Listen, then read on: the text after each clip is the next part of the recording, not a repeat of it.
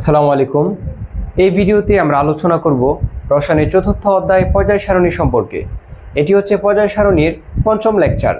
এই লেকচারে আমরা আলোচনা করব পর্যায় সারণীর একই গ্রুপের মৌলগুলো দ্বারা গঠিত যৌগের বিক্রিয়া।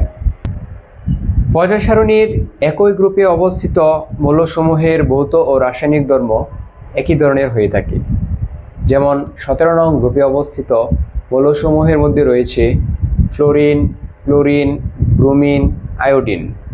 এই গ্যাসগুলোকে যদি হাইড্রোজেন গ্যাসের সাথে বিক্রিয়া ঘটানো হয় তাহলে যথাক্রমে উৎপন্ন করবে hydrogen fluoride, hydrogen chloride, hydrogen bromide, hydrogen iodide. যেমন 17 নং গ্রুপে অবস্থিত মৌলসমূহের মধ্যে রয়েছে ফ্লোরিন, ক্লোরিন, ব্রোমিন, আয়োডিন। তাহলে এই গ্যাসগুলোকে যদি আমরা হাইড্রোজেন গ্যাসের সাথে বিক্রিয়া ঘটাই, যেমন ফ্লোরিনকে যদি আমরা হাইড্রোজেন গ্যাসের সাথে বিক্রিয়া ঘটাই তাহলে উৎপন্ন করবে হাইড্রোজেন ফ্লোরাইড গ্যাস। যদি আমরা সমতা করি, যেমন এই জায়গায় হাইড্রোজেন রয়েছে দুইটি, হাইড্রোজেনের পরমাণু রয়েছে দুইটি, ফ্লোরিনের পরমাণু রয়েছে দুইটি। এই উৎপাদে তাদের সমতা করার জন্য আমাদের 2 দ্বারা গুণ করা লাগবে। তারপর হাইড্রোজেন গ্যাসের সাথে যদি আমরা ক্লোরিনের বিক্রিয়া ঘটাই, ক্লোরিন গ্যাসের বিক্রিয়া ঘটাই তাহলে উৎপন্ন হবে হাইড্রোজেন ক্লোরাইড গ্যাস। তাহলে বিক্রিয়ায় যদি সমতা করতে চাই 2 দ্বারা গুণ করা লাগবে। অর্থাৎ এটা হচ্ছে বিক্রিয়ক, এটা হচ্ছে উৎপাদ। বিক্রিয়ক এবং উৎপাদে পরমাণু সংখ্যা সমান রাখা লাগে, এগুলো আমরা 6ষ্ঠ অধ্যায়ে জানতে পারবো। তারপর আমরা হাইড্রোজেন গ্যাসের সাথে যদি আমরা ব্রোমিনের বিক্রিয়া ঘটাই তাহলে উৎপন্ন করবে হাইড্রোজেন ব্রোমাইড গ্যাস। সমতা করার জন্য 2 দ্বারা গুণ করলাম। অতঃপর হাইড্রোজেন গ্যাসের সাথে যদি আমরা আয়োডিন গ্যাসের বিক্রিয়া ঘটাই তাহলে উৎপন্ন করবে হাইড্রোজেন আয়োডাইড গ্যাস উৎপন্ন করবে। সমতা করার জন্য 2 দ্বারা গুণ করা প্রয়োজন। তো উৎপন্ন hydrogen fluoride, hydrogen chloride, hydrogen bromide, hydrogen iodide, এই গ্যাসগুলোকে যদি আমরা পানির সাথে বিক্রিয়া ঘটাই তাহলে হাইড্রোহ্যালাইড অ্যাসিডে রূপান্তরিত করবে। তো আমরা বিক্রিয়াগুলো দেখার চেষ্টা করি। হাইড্রোজেন ফ্লোরাইড পানির সাথে যদি বিক্রিয়া করে তাহলে উৎপন্ন করবে হাইড্রোফ্লোরিক অ্যাসিড। অর্থাৎ এই জায়গায় একোয়া অর্থাৎ জলীয় দ্রবণ সে সৃষ্টি করবে। হাইড্রোজেন ফ্লোরাইড আমাদের ছিল গ্যাস, পানি হচ্ছে লিকুইড অর্থাৎ তরল। হাইড্রোজেন ফ্লোরাইড এবং পানি বিক্রিয়া করে উৎপন্ন করবে হাইড্রোফ্লোরিক অ্যাসিড। এই জায়গায় আমাদের দেওয়া লাগবে অর্থাৎ একোয়া জলীয় দ্রবণ। তাহলে আমরা কি জানতে পারলাম যে হাইড্রোজেন ফ্লোরাইড পানির সাথে বিক্রিয়া করে উৎপন্ন করবে হাইড্রোফ্লোরিক অ্যাসিড। তারপর হাইড্রোজেন ক্লোরাইড গ্যাস পানির সাথে বিক্রিয়া করে উৎপন্ন করবে হাইড্রোক্লোরিক অ্যাসিড। অতঃপর হাইড্রোজেন ব্রোমাইড এই গ্যাসটি পানির সাথে বিক্রিয়া করে উৎপন্ন করবে হাইড্রোব্রোমিক অ্যাসিড। তারপর হাইড্রোজেন আয়োডাইড গ্যাস পানির সাথে বিক্রিয়া করে উৎপন্ন করবে হাইড্রো আয়োডিক অ্যাসিড। আমরা কি জানতে পারলাম যে হাইড্রোজেন ফ্লোরাইড গ্যাস পানির সাথে বিক্রিয়া করে উৎপন্ন করবে হাইড্রোফ্লোরিক অ্যাসিড। তারপর হাইড্রোজেন ক্লোরাইড পানির সাথে বিক্রিয়া করে উৎপন্ন করবে হাইড্রোক্লোরিক অ্যাসিড। অতঃপর হাইড্রোজেন ব্রোমাইড গ্যাস পানির সাথে বিক্রিয়া করে উৎপন্ন করবে হাইড্রোব্রোমিক অ্যাসিড। তারপর হাইড্রোজেন আয়োডাইড গ্যাস পানির সাথে বিক্রিয়া করে উৎপন্ন করবে হাইড্রো আয়োডিক অ্যাসিড। উৎপন্ন এই হাইড্রোহ্যালাইড অ্যাসিড সমূহ ধাতব কার্বনেটের সাথে অর্থাৎ কার্বনেট লবণের সাথে বিক্রিয়া করে উৎপন্ন করবে কার্বন ডাইঅক্সাইড, পাশাপাশি উৎপন্ন করবে পানি এবং লবণ উৎপন্ন করবে। এগুলো আমরা পরবর্তীতে দেখার চেষ্টা করব। তাহলে উৎপন্ন হাইড্রোহ্যালাইড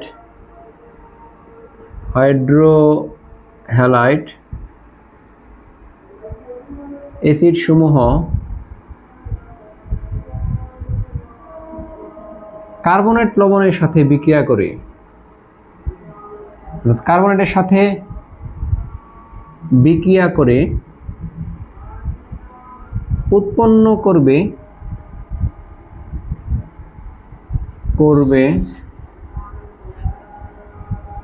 কার্বন ডাইঅক্সাইড, তারপর হচ্ছে পানি প্লাস লবণ।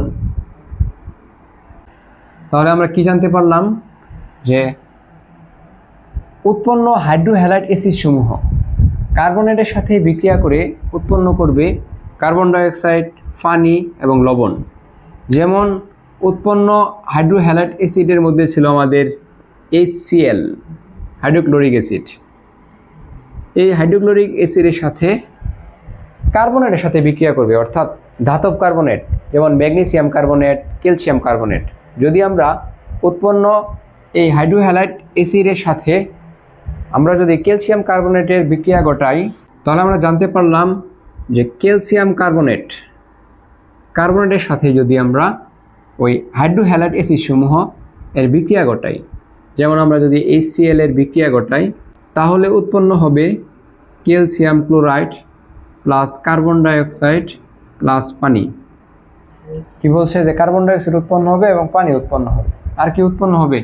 Calcium chloride. এই ক্যালসিয়াম ক্লোরাইড কেমনে উৎপন্ন হয়েছে এগুলো আমরা ষষ্ঠ অধ্যায়ে দেখার চেষ্টা করব। তারপরে একটু বলি, যেমন ক্যালসিয়াম আর ক্লোরিন এই দুইটা সংযুক্ত হয়ে উৎপন্ন করবে ক্যালসিয়াম ক্লোরাইড। তারপর কার্বনেট থাকলে অবশ্যই কার্বন ডাইঅক্সাইড উৎপন্ন হবে। তারপর এই জায়গায় একটা অক্সিজেন ছিল আর এই জায়গায় হাইড্রোজেন। তাহলে আমরা যদি 2 দ্বারা গুণ করে সমতা করি, তাহলে এই জায়গায় 2টা হাইড্রোজেন এবং কার্বনেট থেকে একটি অক্সিজেন, দুইটি সমন্বয়ে উৎপন্ন হয়েছে পানি এবং কার্বন ডাইঅক্সাইড। অতঃপর আমরা আরেকটা বিক্রিয়ার দেখার চেষ্টা করি, যেমন ম্যাগনেসিয়াম কার্বনেট এর সাথে যদি আমরা হাইড্রোফ্লোরিক অ্যাসিড এর বিক্রিয়া ঘটাই, তাহলে উৎপন্ন করবে, আমরা সকলেই জানি, কার্বন ডাইঅক্সাইড উৎপন্ন করবে এবং পানি উৎপন্ন করবে। আর লবণ উৎপন্ন করার কথা, উৎপন্ন করবে লবণ। লবণ কীভাবে উৎপন্ন করবে? এই ম্যাগনেসিয়াম আর ফ্লোরিন বিক্রিয়া করবে, ম্যাগনেসিয়াম ফ্লোরাইড। আর ম্যাগনেসিয়ামের যোজনী হচ্ছে 2, ফ্লোরিনের হচ্ছে 1। এই 1 চলে আসবে ম্যাগনেসিয়ামের এই জায়গায় আর এই 2 চলে আসবে ফ্লোরিনের এই জায়গায়। যেহেতু 1 লেখা লাগে না, তখন আমাদের যৌগটি হবে ম্যাগনেসিয়াম ফ্লোরাইড। তাহলে ম্যাগনেসিয়াম ফ্লোরাইড লবণ উৎপন্ন হবে। তাহলে আমরা কি জানতে পারলাম যে পর্যায় সারণীর একই গ্রুপে অবস্থিত মৌলসমূহের ভৌত ও রাসায়নিক ধর্ম প্রায় একই ধরনের। যেহেতু একই গ্রুপের মৌলসমূহকে আমরা হাইড্রোজেনের সাথে বিক্রিয়া ঘটিয়েছি, তখন আমরা লক্ষ্য করেছি যে গ্রুপের প্রতিটি মৌল একই রকমের বিক্রিয়া প্রদর্শন করেছে। পাশাপাশি তাদের থেকে উৎপন্ন হাইড্রোহ্যালাইড অ্যাসিড সমূহকে আমরা ধাতব কার্বনের সাথে বিক্রিয়া ঘটানোর পর লক্ষ্য করেছি তখনও উৎপন্ন করেছে কার্বন ডাইঅক্সাইড, পানি এবং লবণ।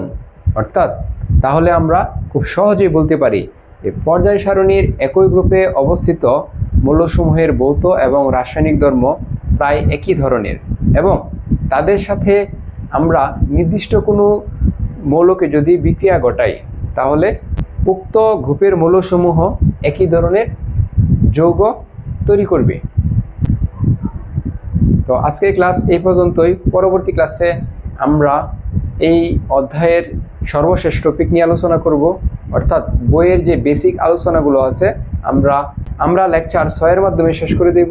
পরবর্তীতে আমরা এই অধ্যায় রিলেটেড যে বোর্ড কোয়েশনগুলো আছে সেগুলো টাইপ ভিত্তিক আমরা সমাধান করার চেষ্টা করব।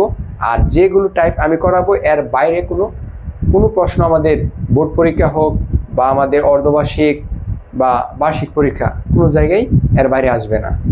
তো আজকে এই পর্যন্ত, সবাই ভালো থাকবেন, সুস্থ থাকবেন। আসসালামু আলাইকুম।